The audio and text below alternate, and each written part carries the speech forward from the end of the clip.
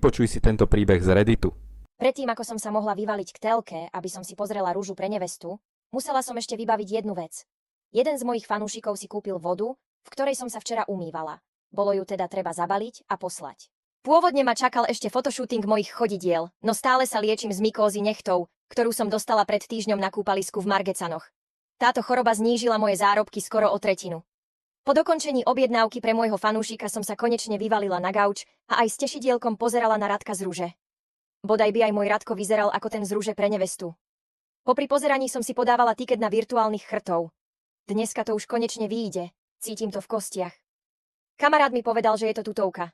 Keď epizóda skončila, uložila som sa do postele a išla spať. Zaspala som celkom rýchlo.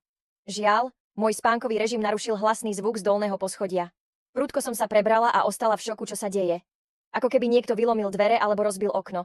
Chceš vedieť, ako to skončí? Klikni na link v popise.